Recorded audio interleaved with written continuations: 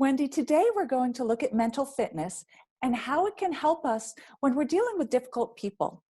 To shake things up a little bit, we're going to take a case study approach to it.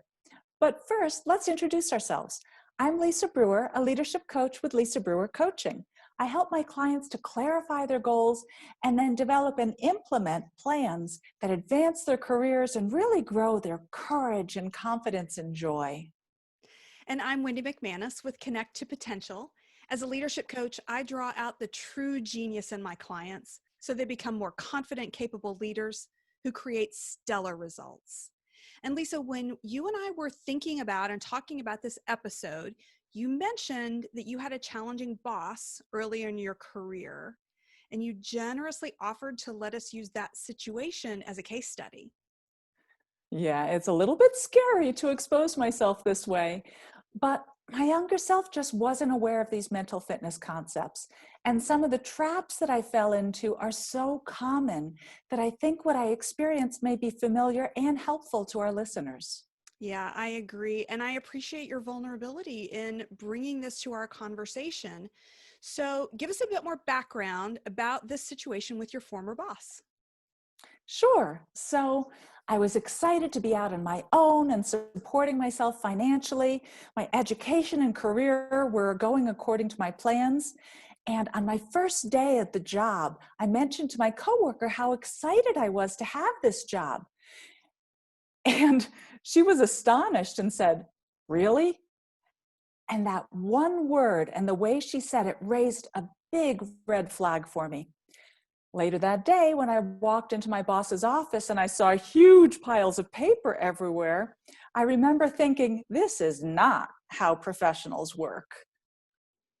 Looking back now, I realized that my judge saboteur was deciding how I felt about my boss. It put the label unprofessional on this person who I barely knew. Yeah, Lisa, I'm sure we can all relate to that. So, don't beat yourself up too much about it. And, even when we have limited information, our judge saboteur makes these sweeping decisions about other people. Judging others is one of the three modes of the judge. It's along with judging the self and judging circumstances. Yeah, and it just kept getting worse. So later that week, my office mate told me that she thought our boss was intimidated by us because our boss didn't have a college education and we did. So now I had this negative opinion of my boss, and it was not a great way to start our relationship. Oh my gosh, it sounds like a recipe for disaster. So, you had this negative perception of your boss. How did that affect your interactions with her? It just tarnished everything. Based on this judgment I had made, I started thinking that the job was beneath me. And then I started thinking that my boss purposefully wouldn't let me shine out of fear for her position. Of course, I wasn't rude because my parents raised me to be respectful, but I was so easily frustrated, and I'm sure that came through. The judge saboteur just made everything look black and white. Lisa, what do you mean by black and white in this context?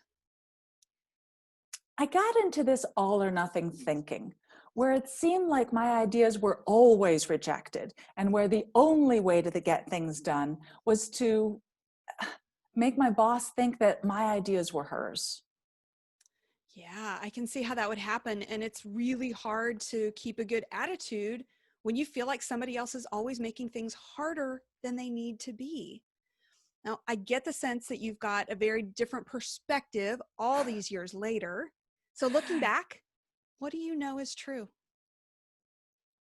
So the truth is that my boss was really quite good at what she did. She provided me with opportunities to grow also. And, we always met our goals. Her bosses were happy with her work. And she gave me this really big opportunity where I helped to choose a new software to manage our department. I was given the lead role in the implementation. And I even got some managerial experience by supervising a new data entry team member, and it was really a very good stepping stone for me. Wow, the perspective of time makes such a difference. I know that this all went down 30 years ago, But let's try to understand better what was happening between the two of you. What created that dynamic? It sounds like you were really trying to take a neutral stance towards your boss, right? If I'm honest, I tried to project a neutral stance when I was around her. I see. But as hard as we try, when our saboteurs are activated, it's almost impossible to be neutral and open minded. And the truth is, other people probably pick up on our judgments. In the positive intelligence framework, we say that every conflict is created by the saboteurs in the room. When one person's saboteur is triggered, it causes another saboteur to flare up, and around and around and around we go. Yeah, and I am so sure that my judge triggered her judge. I was looking down on her, and she probably felt my judgment. And when her saboteur was activated, it probably made her less open to my ideas, which just fed the conflict. And as you said, around and around and around we go. Yeah, there's so much juicy learning here for all of us. Lisa, you now have the perspective that comes with the passing of time, but you also have the knowledge of the mental fitness framework, and that includes the saboteurs and the sage powers. So, looking back, what might you have done differently? To start, I could have changed my attitude and my approach when I brought her ideas. My judge had decided that she would never accept my ideas unless I positioned them as her ideas. That set off a series of reactions between the two of us that made it so hard to work together. Yeah, and a powerful way of changing one's attitude is to do some self command exercises, these things we've been teaching, and then use one of the sage powers. So, which aspect of the sage would have served you well?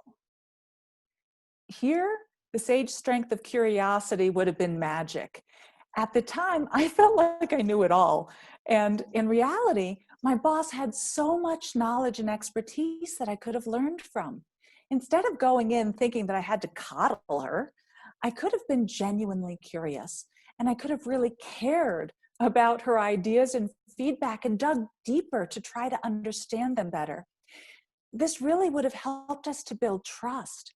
Then I could have offered my ideas also from a more informed place. Curiosity truly is a superpower. Could have been so effective there. I'm also hearing empathy, that by trying to take her perspective, you could have gained knowledge and built trust with her. So, what else comes up for you? I also could have used the SAGE approach to innovation to brainstorm ideas with her so that the ideas would have been ours instead of hers or mine. I love this power of innovation. It's where you really look for what's 10% right about the other person's ideas. What can you agree with? And how do you build from there instead of focusing on what's wrong with the other person's ideas? Yes. And I also think that this sage perspective might have been helpful to you. When you look back and try to see the gift or opportunity in dealing with a difficult person, you realize that they're helping you build these mental fitness muscles, right? They are creating a mental fitness gym for you.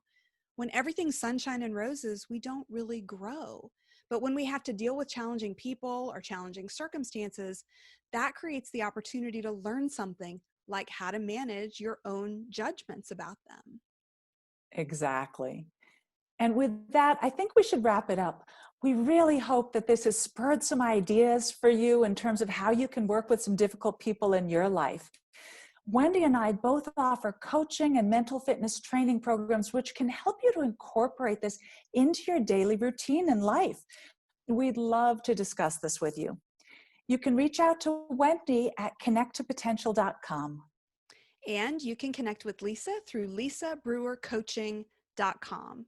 And until we meet again, we encourage you to see the gift or opportunity in every difficult situation or challenging person in your life.